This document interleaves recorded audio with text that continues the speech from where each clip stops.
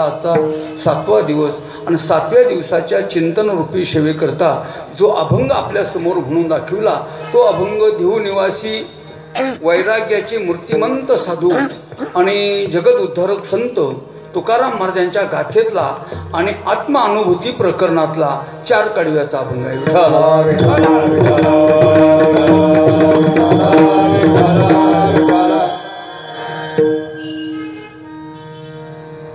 थोडे थोडे नाराजच झाले एवढे जास्त, पण आता इलाज नाही. समयाशी सादर व्हावे तसे तुम्ही म्हणावे.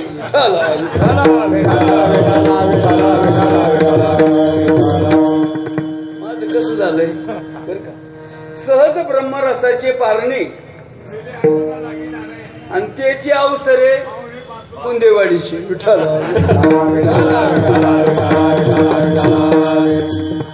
असतो परिहार शेवटला ऐकला जाईल, सांगितला जाईल. बाबांनी प्रवचन झाल्या झाल्या जाहीर केलं आणि तरी सुद्धा संपूर्ण पटांगण भरलं. मला वाटलं नाव सांगितल्यावर काही कमी पडत.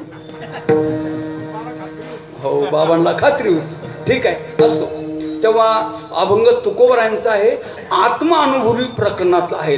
हा अभंग आजच्या चिंतन रूपी सेवेकरता का निवडावा तर आजच्या ब्रह्ममुहूर्ताला, मध्यरात्रीनंतर जे ब्रह्ममुहूर्त येईल ना त्या ब्रह्ममुहूर्ताला वारकरी संप्रदायामध्ये मोठं संकर्षण झालं, मोठा स्फोट झाला. म्हणजे आजचा जो रात्रीचा जो काल आहेत ना, आज रात्र उलटून गेल्यानंतर म्हणजे कीर्तन आटोपल्यानंतर 12च्या पुढे 3 वाजेला ब्रह्ममुहूर्त सुरू होतो आणि ब्रह्ममुहूर्त सुरू झाल्यानंतर त्या ब्रह्ममुहूर्ताच्या पर्व काळावर आणि तुकाराम महाराज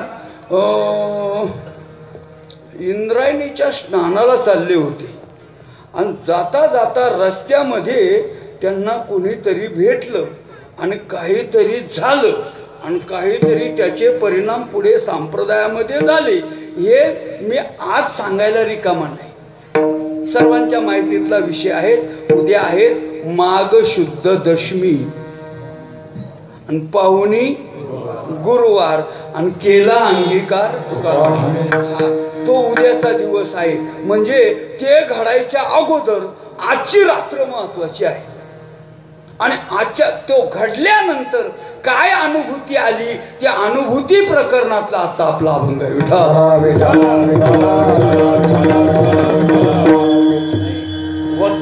वक्त्याला अनुसंधान असावं.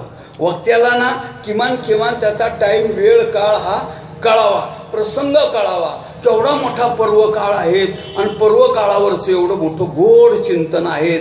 एकाहून बळे.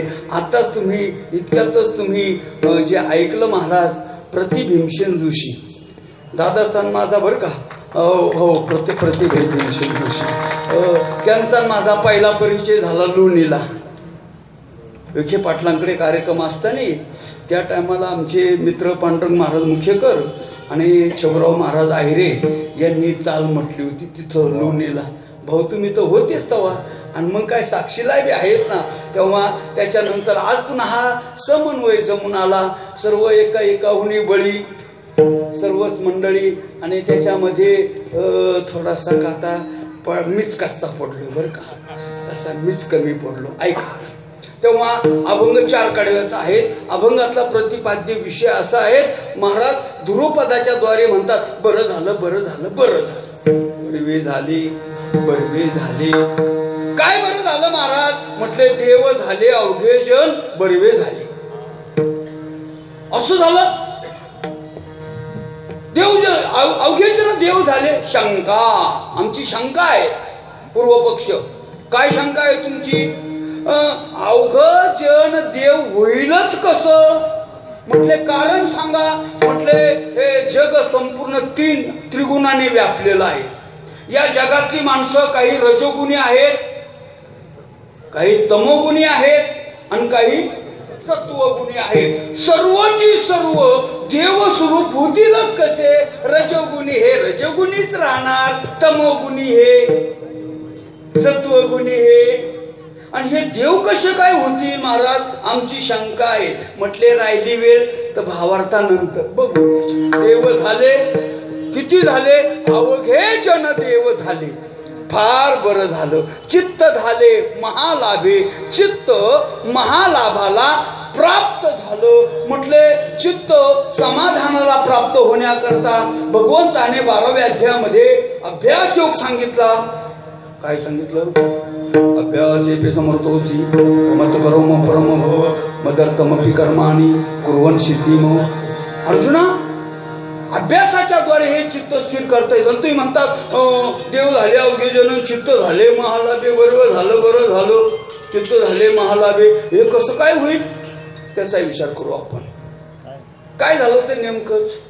जगाच्या आणि माझ्या संबंधाने दर्पणाची दुसरी भाषे. दर्पण नाम आरसा, त्याच्यामध्ये दिसलं, पण विचार करून पाहिलं तर जे दिसलं ते आपलंच आहे. परी ते असे एकते. आणि कसं झालं महाराज म्हटले, या अनुभूतीच्या द्वारे जसं ओळाचं पाणी नाल्यामध्ये, नाल्याचं नदीमध्ये, नदीचं गंगेमध्ये आणि गंगेचं समुद्रामध्ये. तुका म्हणे सिंधू म्हणजे समुद्र, भेटी उदका तुटी. हे ओळाचं, हे नाल्याचं, हे नदीचं, हे गंगेचं नाही राहिलं, समुद्र रूप झालं. तसं माझं अंतःकरण देव रूप झालं. देव झाले अवघे जन, दोष गुण हरपले, बरवे झाले, बरवे झाले, चित्त झाले महालाभे. विठाला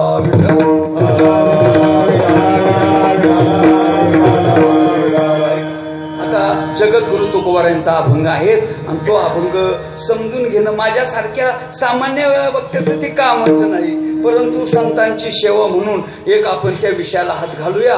महाराज म्हटले देव झाले अवघे जन, दोष गुण हरपले, बरवे झाले, बरं झालं, बरं झालं, बरं झालं, बरं झालं. विरोधाभास. आतापर्यंत ह्या जगामध्ये कोणाचंही बरं झालं, बरं झालं असं कोणी सांगायलाच तयार नाही. बरं म्हणतात त्यांचं सुद्धा बरं झालेलं. जय हरी, जय हरी, जय हरी. बसा बसा. कसं काय बरे? म्हणजे बरं म्हणायचं त्याच्याची ओढ, इतकं इतकं त्याला वाईट असतं. म्हटले का बरं? बरं काय तुमचं काही काय बरं आहे, बरं आहे. आणि पाहू तुम्ही चपला काढा. म्हटले का आला? तुमच्या पायापुढे रात्री आम्ही कीर्तन ऐकलं. बरं फक्त संतांचं आहे, देवाचं सुद्धा बरं नाही, फक्त संतांचं बरं आहे. आणि म्हणे मग तुमच्या पायापुढे द्या मला तुमचं बरं आहे. तो म्हटले कशाचं बरं? म्हटले काय झालं? काय व्हायचं, जेवायचं तेच झालं. म्हणे काय झालं काय नेमकं? म्हणे ते पुरे 10वीला पुन्हा 4थ्यांदा आहे नापासच झालं. म्हटलं मग बरं नाही झालं? कशाचं बरं झालं? म्हटलं म्हणून तुम्हाला बरं नाही का? जाऊ द्या वाहू द्या, ते अभ्यासच करीत नाही, झालंय नापास. म्हटलं मग बरं का बरं नाही? 2 वर्ष झालं त्या पुरीला स्थळ पाहतो पण भेटतच नाही, म्हणून बरं नाही का? नाही ना म्हणे, काय सांगायचं, ती सारखी आजारी ना. म्हटलं म्हणून बरं नाही का? नाही ना म्हणे, मला 2 अटॅक येऊन गेले ना, तिसऱ्याची वाट पाहतोय ना, म्हणून बरं नाही का? अहो ज्ञानोबा राय बोलले मृत्यू लोकी सुखाची आणि ऐकी जल कवनाचे बरंच नाही. बरं म्हणणारा या जगामध्ये फक्त एकच वर्ग आहे आणि त्यांचं नाव आहे संत. प्रतिकूल परिस्थितीमध्ये बरं म्हणतात ते मामा. लोकांना जन्म आला का कटाळले का थोडे म्हणतात रामभाऊ काही खरं नाही बाबा, असं वाटतं ना भुसन बर घ्यावं आणि मोकळ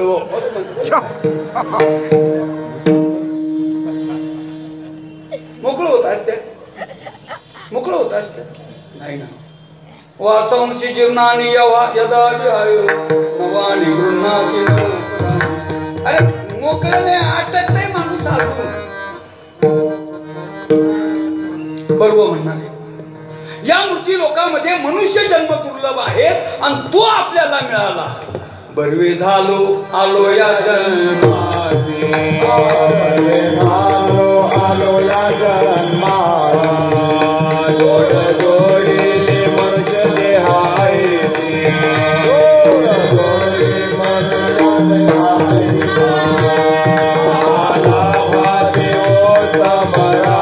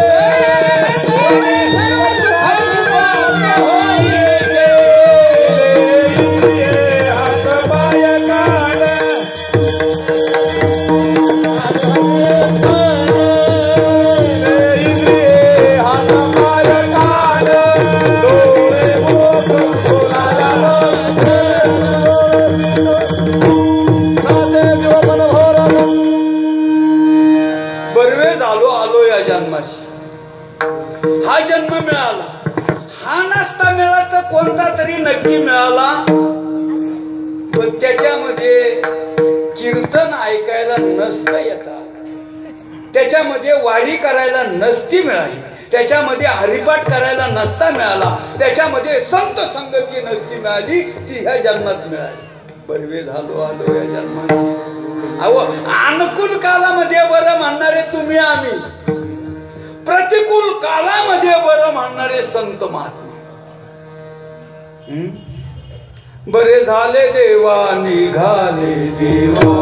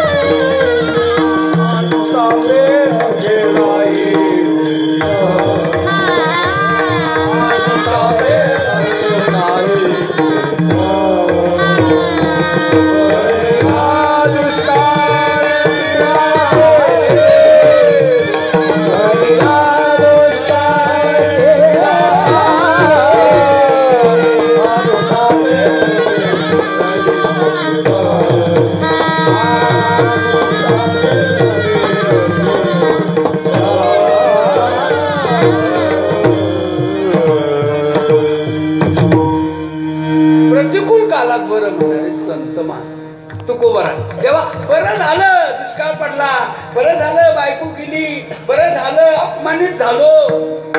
प्रतिकूल कालामध्ये बरं म्हणावं त्यांनी. आपलं कसं आहे ते बरं, आपलं कसं आहे आपलं बरं लागतच नाही. जाऊ द्या, प्रतिकूल काळ असू द्या, प्रतिकूल वेळ असू द्या. महाराज आपल्या जीवनामध्ये संक्रमण झाल्यानंतर, सद्गुरू भेटल्यानंतर, योग्य दिशेने निघाल्यानंतर, योग्य मार्ग सापडल्यानंतर, योग्य प्राप्तस्थळी पोहोचल्यानंतर जे उद्गार काढले ना ते सुद्धा बऱ्याच शब्दांनीच काढले. बरावी ही वेळ सापडली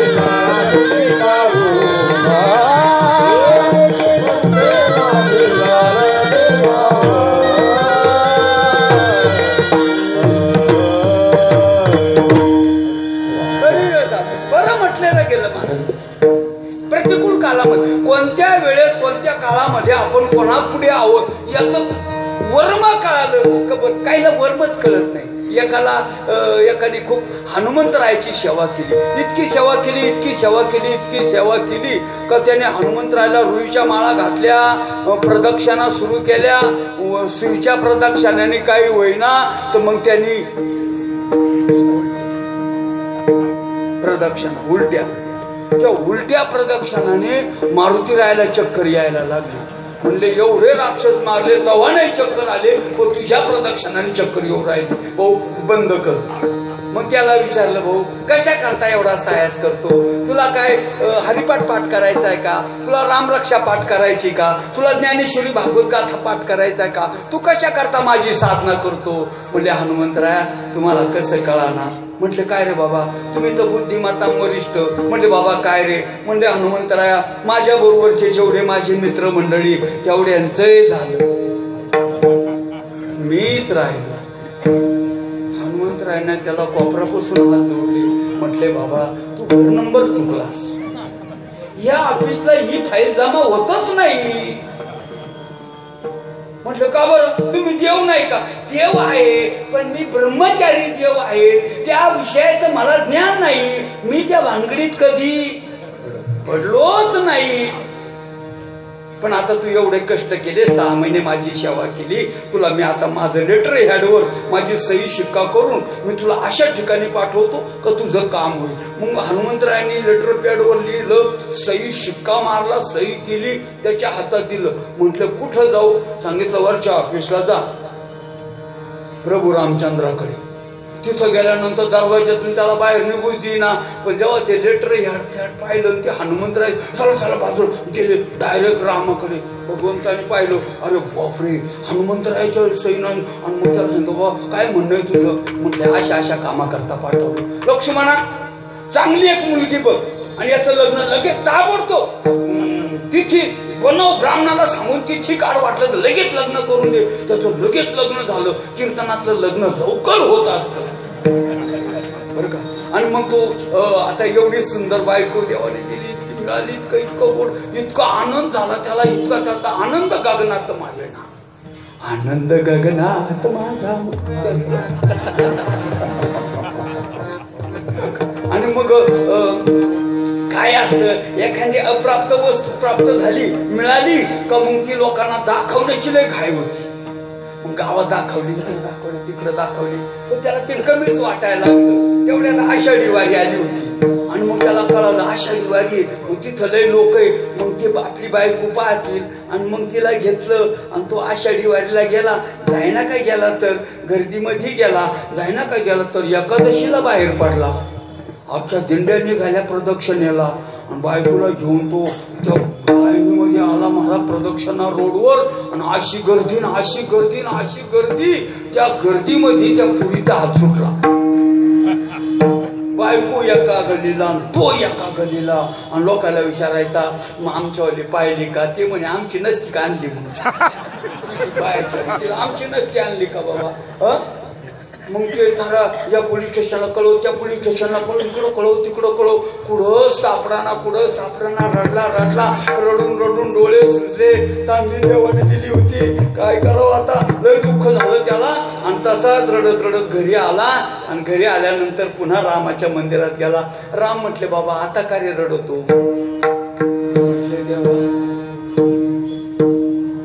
राम म्हणे तूच काय रडतो? मी रडलो होतो.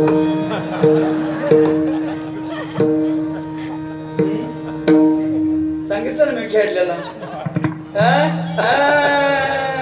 आज कसे सापडले पुन्हा सापडले आज. बरं खेळलेलं सांगितलं होतं मी. राम कसं रडू राहिला, सीते करता का, कोणा करता का, कसं का काय, ते सर्व जाऊ द्या. तेव्हा मी सुद्धा रडलो बाबा काय झालं रे? म्हटले कधी तिला घेऊन गेलो आणि ती चुकली आणि ती हरवली आणि ती काही सापडलीच नाही. आणि मग माझ्याकडे कशाला आला? म्हटलं का बरं? तुम्ही देव नाही का?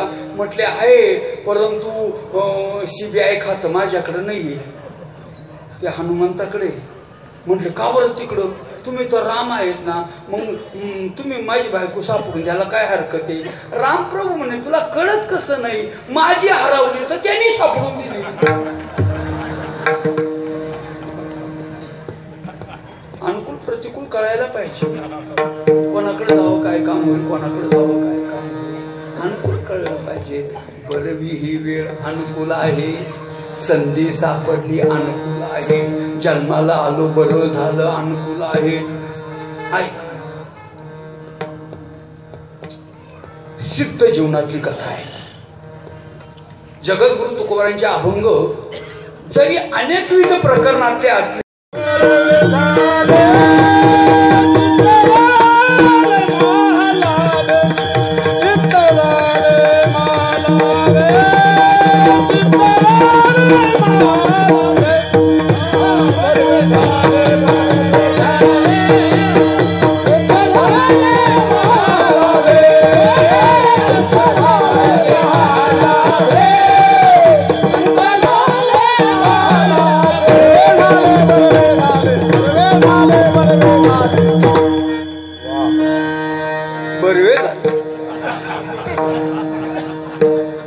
अशा चाली वणी म्हणजे बरवे झाले.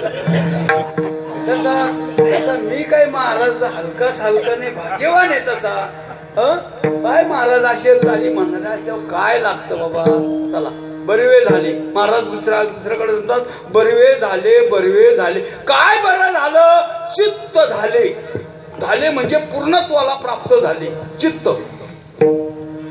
ते चंचल आहे, ते स्थिर झालं, होत नाही झालं. म्हटले महाराज मान्य केलं आम्ही, तुमचं बरं झालं, तुमचं चित्त स्थिर झालं. त्याचे परिणाम काय? कशावरून ओळखायचं आम्ही तुमचं चित्त स्थिर झालं? जेवण झालं असं जर ओळखायचं असेल तर त्याच्याकरता त्याच्याकडे पाहायचं.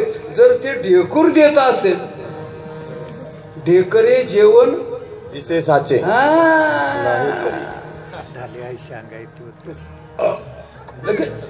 तिला पाहिजेत ना, ढेकराने जेवण दिसतं ना हो. चला तेव्हा बरं झालं हे कशाहून आम्ही समजायचं? मग महाराज म्हटले आमचा अनुभव सांगतो. आता आम्हाला जगामध्ये लहान मोठा स्त्री भेदाभेद हा विषय राहिलाच नाही. म्हटले मग आम्हाला जे जे भेटेल ना, जे जे भेटी जे भूत ते आम्हाला देव दिसू राहिलेले आहे. जिकडं तिकडं आम्हाला देवाशिवाय काही दिसत नाही. मग काय झालं ते अभंगाच्या पहिल्या काळीमध्ये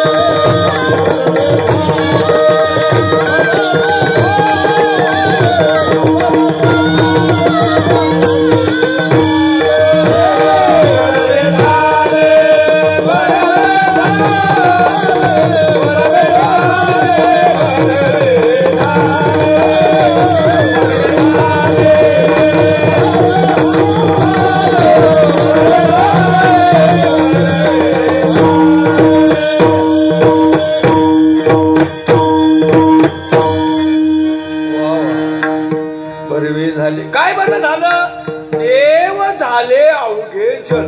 तोपर्यंत कोणी म्हणायचं नाही आमचं बरं झालं. देव झाले अवघे जन दिसतात का? नाही. मग सरक बाजूला. कशाचं बरं झालं आलंय? काहीच खरं नाही झालं. हो म्हटले देव झाले अवघे जन. हो हो आम्ही याच्याकरता प्रयत्न केले, याच्याकरता आम्ही प्रार्थना केल्या. महाराज देवाला विनंती केली, देवा असं माझं मन कधी होईल रे बाबा? जे जे दृष्टी दिसे ते ते हरी रूप, जे जे दृष्टी दिसे ते ते हरी रूप, जे जे दृष्टी दिसे हरी रूप, जे जे दृष्टी दिसे ते हरी रूप. पूजा ध्यान जाप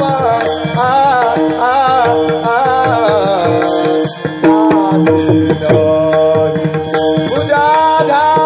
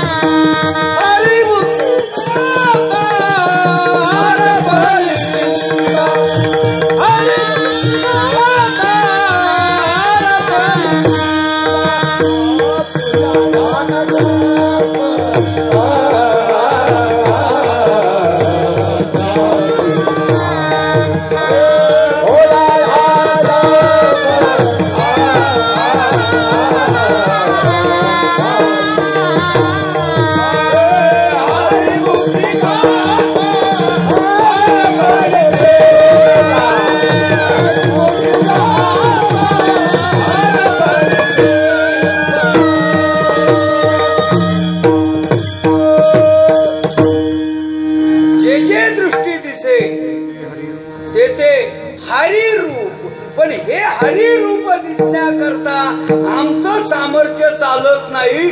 आम्ही त्याला प्रार्थना केली होती असं सुद्धा मी बोलत होतो. देवा असं कर ना बाबा. कसं कर कसं कर? तुकोबरायांनी प्रार्थना केली. नर नारी ना बाळे अवघे नारायण ऐसे माझे मन करी दे.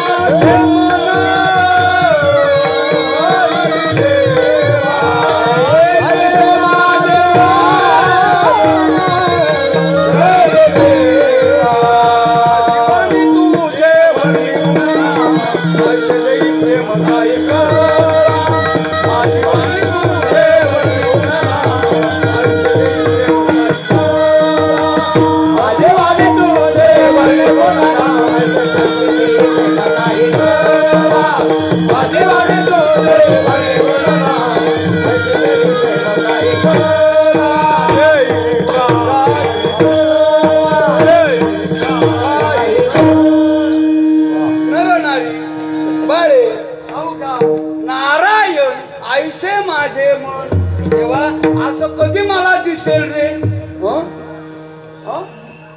काही ऐसे भाग्य आणि अवघे देखे जन ब्रह्मरूप सर्व जग मला ब्रह्मत्वाने प्रचितीला कधी, कारण ते आहेच मुळात तस.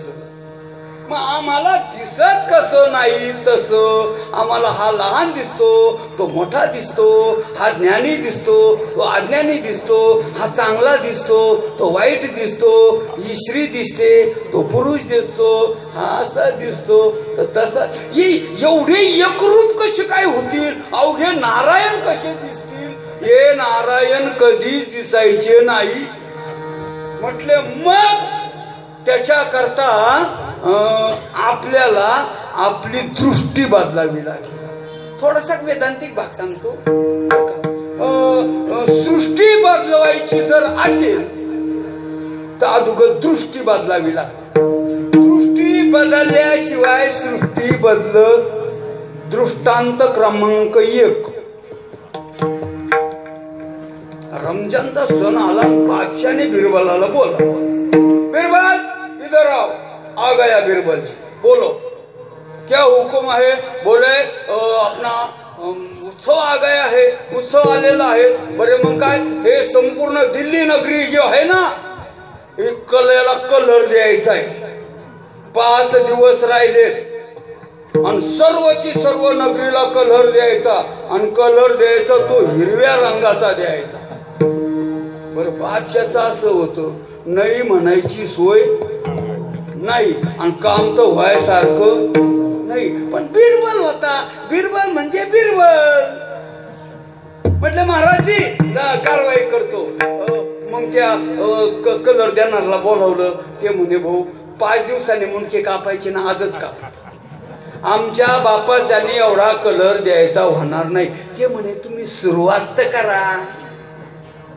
मग सुरुवात केली. मग बिरबल मोठा हुशार. म्हटले त्या राजवैद्य जो होता ना, तो म्हणे बादशाह वीक होईल असं औषध नाही का?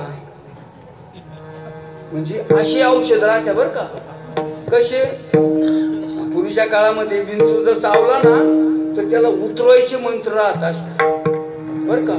काही काही उतरवायचे पाठ करतात.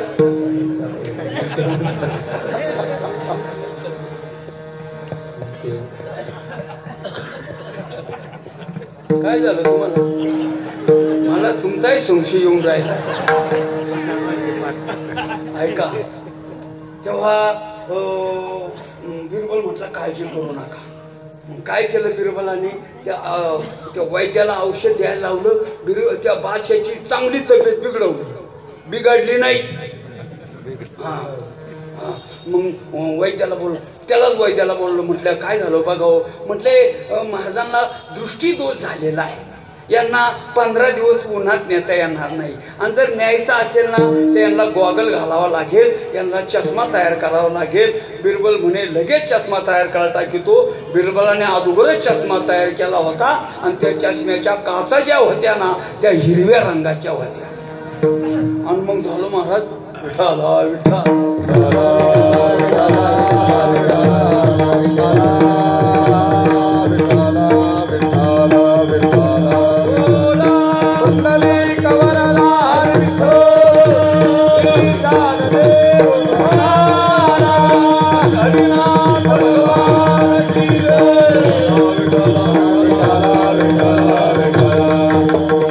बोलता बोलता 5 दिवस झाले सुद्धा. आणि बादशाला थोडं लागलं. आणि मग महाराज म्हटले बिरबल अंमलबजावून झाली सुद्धा. नगरीला कलर झाला सुद्धा. आणि मग महाराज आणि त्या ठिकाणी त्यांना बादशाला सांगितलं चला बघायला. आणि मग त्या राजमहालाच्या वाड्यावर वर नेलं. मग सांगितलं डॉक्टरने काय सांगितलं, उन्हात जायचं नाही. आणि जायचं असेल तर चष्मा लावावा लागेल. आणि मग बादशाला चष्मा घातला ना. आणि जेव्हा बादशाह त्या इमारतीवर चढला आणि पाहिलं तिकडं, बाबा बाबा बाबा बाबा बाबा अख्खी हस्तनापुरी नगरी, अख्खी दिल्ली आणि हिरवी गार झालेली. अल्लाह हे अल्लाह क्या हुआ हे बाबा. बिरबल बिरबल तुमने तो बहुत अच्छा काम किया. बाबा सांगितलं महाराज आपण हुकूम सोडला, माझ्याकडून कधी काम करत राहिलं, असं कधी झालं? बादशाला आनंद झाला म्हणून बिरबलाकडे पाहिलं. बिरबल हिरवा. म्हटले बिरबल तुम भी हरा. म्हणजे महाराज मोल्या मागाचा कलर आणला होता, सर्व नगरीला देऊन झाला आणि उरला. म्हणले मग कशाला, राजाला आवडतात ना, चोळा मलाही चोळा त्यांनी कलर. अच्छा अच्छा, बहुत अच्छा बहुत अच्छा. आणि पाहता पाहता बिरबलाचं त्या बादशाचं लक्ष स्वतःच्या शरीरावर गेलं. सांगितलं बिरबल मैली हारा, सांगितलं तुम्ही झोपेल होते, ते म्हणे उरलाय कलर, चोळा म्हणे. दृष्टांत टाकून द्या. सृष्टी बदलली, अगोदर दृष्टी बदलली. दृष्टी बदलल्याशिवाय सृष्टी बदलत नाही. तुम्ही एखाद्या गावातल्या एखाद्या भामट्याला विचारा, चोराला विचारा, जय हरी जय हरी, कसं काय तुमचं गाव? ते म्हणते 1 नंबरचं लाभार. बर का, निव्वळ भामटं. आमच्या गावातलं एक दाडाचं नाही, अख्खे भामटेच लोक म्हणजे. का बरं त्याला भामटे दिसले माहितीये का? ते स्वतःच तसं होतं, त्याची दृष्टी तशी होती. एका सज्जन माळकऱ्याला विचारलं, बाबा रे तुमचं गाव कसं? तो म्हटले काय सांगू महाराज, एवढी चांगली लोक आहेत ना, एवढे कीर्तनला येतात, एवढे हरिपाठ करतात, एवढे वारीला जातात, एवढे भंडारा डोंगरावर येणारे. मग म्हणजे बरं का, हा म्हणजे ते असं ज्याच्या अंतःकरणाची शुद्ध बुद्धी आहेत ना, त्याचे विचार शुद्ध आहेत. जैशी दृष्टी सृष्टी. आता वेळ नसल्यामुळे मी तो काही दृष्टांत लांबवणार नाही, परंतु एकनाथ महाराज भावार्थ रामायण लिहित असताना अशोक वाटिकेचं वर्णन आलं आणि त्याच्यामध्ये ते हनुमंतराय प्रगट झाले. महाराज बंद करा, इतक्या दिवस ते मी काय म्हटलं का? म्हटलं मग ते फुलं द्यायचे ना, तांबड्या रंगाची लिहा, तुम्ही पांढऱ्या रंगाची लिहिली. वाल्मिक ऋषींनी सांगितले नाही नाही, मी तुम्हाला लिहू देणार नाही. मला माहिती नाही, मी तिथे गेलतो ना. म्हटलं तरी गेले, परंतु ते कसं? मग म्हणे आई साहेबांना विचारा. मग सीतामाईकडे गेले एकनाथ महाराजांना. म्हटलं का हो तुम्ही तिथं 6 महिने होते? म्हणे होते ना. बरं तिथले फुलं लाल रंगाचे ना? म्हटले नाही. म्हणे पांढऱ्या रंगाचे ना? म्हटले नाही. मग कसे? सांगितलं फुलं निळ्या रंगाची.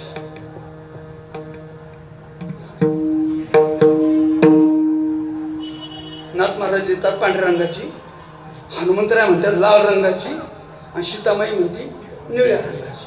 गेलं ना हायकोर्टामध्ये भांडण. भगवंताकडे गे, भगवंताला विचारलं. म्हटलं असंच झालं यांना. तू म्हणले मी सांगितलं त्यांना भावार्थ रामायण लिहायला. म्हटलं ते फुलं चुकीचे लिहितात ना हो. म्हटलं काय लिहिलं? म्हटले ते फुलं लिहिले त्यांनी पांढऱ्या रंगाची. म्हणजे एकदम बरोबर लिहिले. काय बरोबर लिहिले? मी स्वतः गेलो होतो तिथं, फुलं लाल रंगाची दिसले मला. सांगितलं तुझं बरोबर आहे. सीता म्हणे काय बरोबर आहे? मी 6 महिने होती तिथं, फुलं निळ्या रंगाची. सांगितलं सीते तुझंही बरोबर आहे. मग हनुमंतराय म्हणे तुम्ही तिकीट वाटपाला चाला, याचंही बरोबर त्याचंही बरोबर त्याचंही बरोबर. कसं काय बरोबर? सांगितलं फुलांचा ओरिजिनल रंग पांढरा. म्हटलं मला कसं काय लाल रंग दिसला? म्हटले त्या ज्या टायमाला तुम्ही लंकेमध्ये गेले त्यावेळेस तुमच्या डोळ्यामध्ये क्रोध उतरला होता, लाल बुंद तुमची नजर झाली होती आणि त्याच्यामुळे तुम्हाला लाल रंगाचे दिसले. म्हटलं मग आई साहेबाला का बरं निळ्या रंगाचे दिसले? म्हटले सीतेच्या अंतःकरणामध्ये माझं स्मरण चाललं होतं, माझा श्याम वर्ण आहे, निळा रंग आहे, त्याच्यामुळे तिला श्याम वर्णाची सृष्टी दिसत होती. जशी दृष्टी तशी सृष्टी आहे. मग देव झाले अवघे जन, देवजन जर पाहायचे असतील तर अगोदर आपण देव व्हायला. तशी दृष्टी बदलल्याशिवाय सृष्टी बदलत नाही. देव झाले अवघे जन आणि त्याचा परिणाम असा झाला दोष गुण हर गेले. काय काय गेलं? दोष गेले. म्हटलं अगदी चांगलं झालं, दोष जायलाच पाहिजे. पण तुम्ही तर म्हटले गुणही गेले. म्हटले दोष जसे वाईट ना तसे गुणही सुद्धा वाईट. गुणाला पुढे अवगुण फुटाले. तुकाराम महाराज म्हटले आम्ही जेव्हा त्या अवस्थेला प्राप्त झालो त्यावेळेस आमची स्थिती अशी झाली. आणि पुण्य आणि पाप यांचा संबंध येऊ दिला नाही. बरं का? तुकाराम महाराज वर्णन करतात लागून दे पाप पुण्य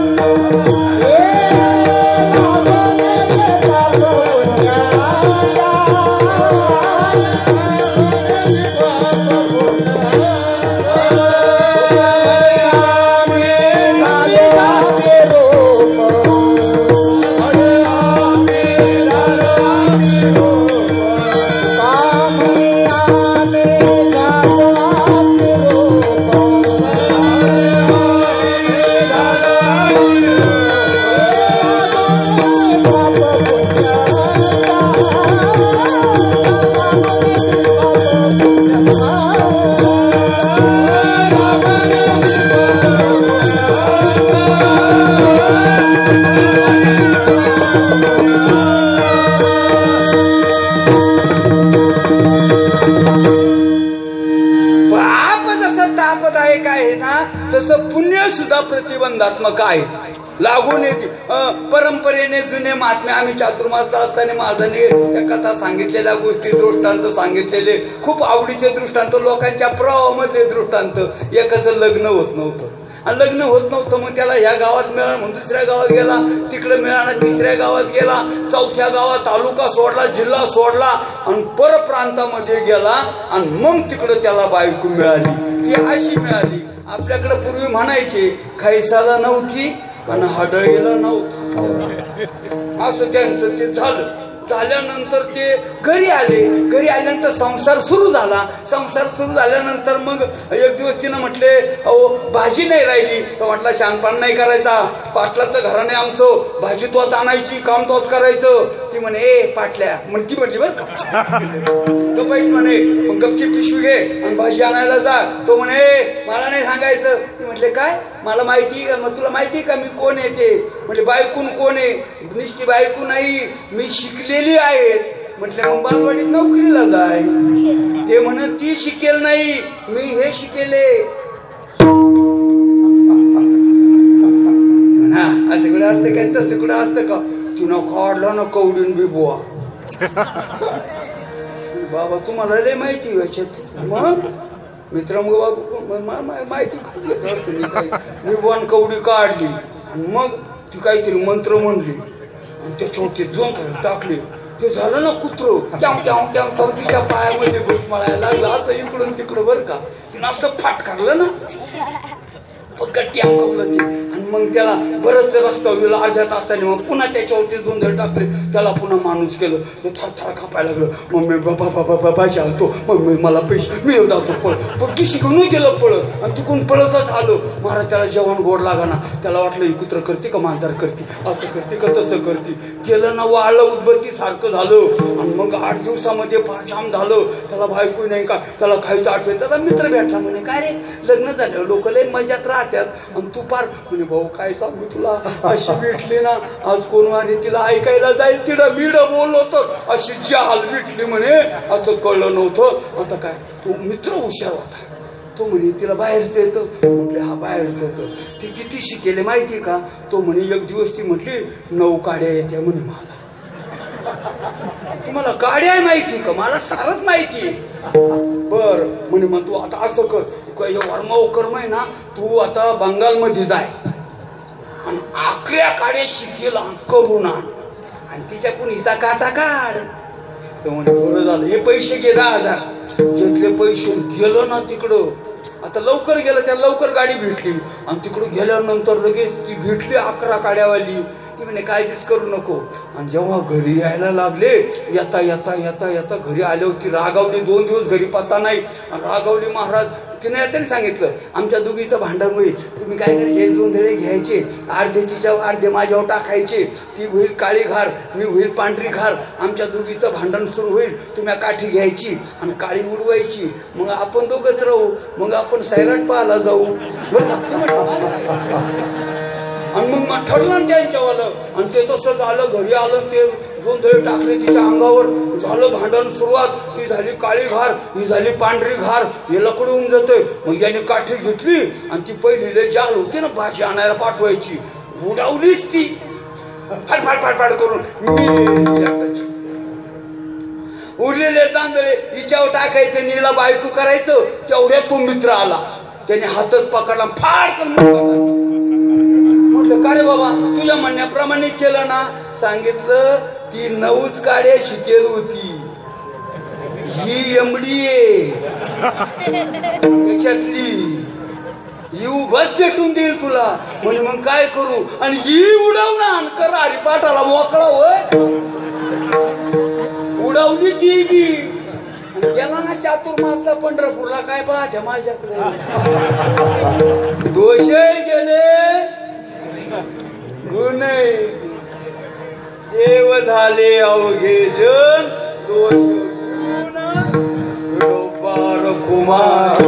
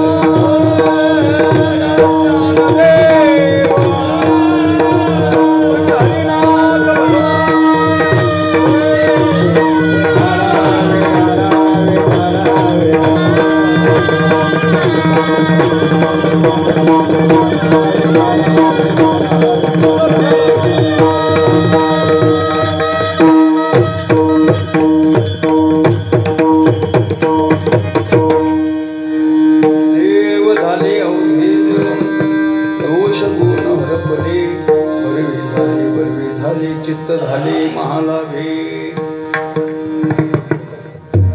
अवघे जन देव झाले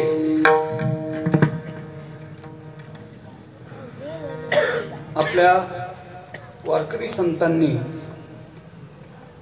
भाव सांगत असताना विष्णुमय जग वैष्णवांचा धर्म आणि त्याच्यामध्ये भेदाभेद जर बघितला तर तो अमंगळ सांगितलेला आहे. ऐसा ज्याचा विश्वदेव जनीवनी अवघा वासनेचा पुसावा मग ओळगा तो वासुदेव ऐसा मनी वसुदेव. सद्गुरूच्या कृपेने ज्ञान अंजन घातल्यानंतर सर्व सृष्टी दृष्टी बदलली आणि सृष्टी सुद्धा बदलली.